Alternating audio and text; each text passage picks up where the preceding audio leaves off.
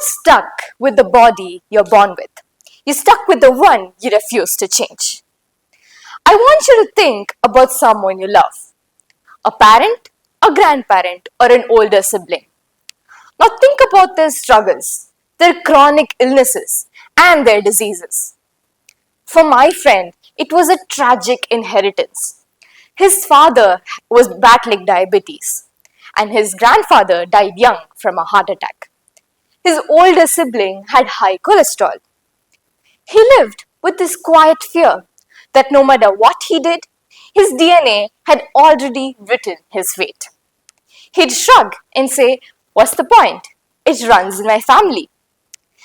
How many of us have used the same line? It runs in my family. We use it as some kind of convenient excuse, a tragic biological contract that says you're stuck with the body you're born with. But let me tell you something.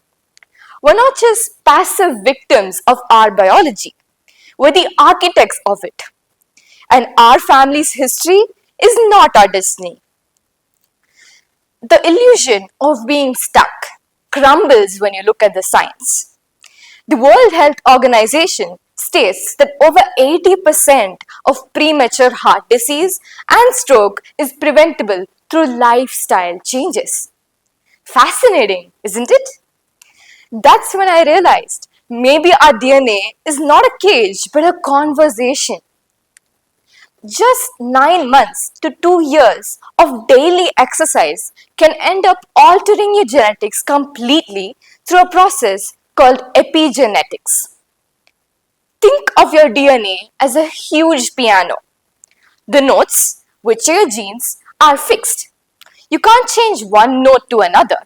But epigenetics acts like a musician that decides which genes to turn on and which to leave silent. Our daily actions tell our body which genes to turn on and which to leave dormant. This year, more than 10 million people are expected to be diagnosed with cancer, a disease that's commonly believed to be preventable. But just 5 to 10% of these cancer cases can be attributed to genetic defects.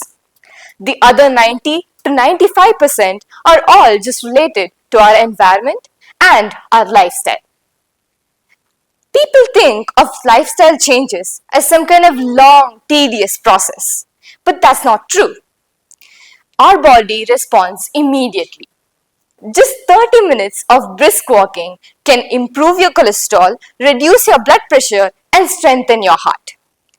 A good diet doesn't just fill you up.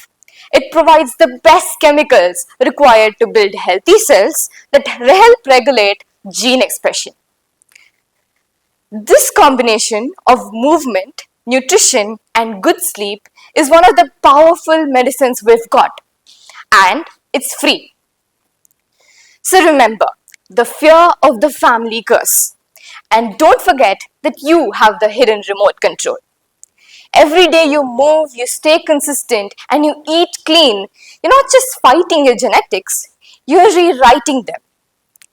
My friend, like so many of us, thought of his DNA as some kind of jail sentence.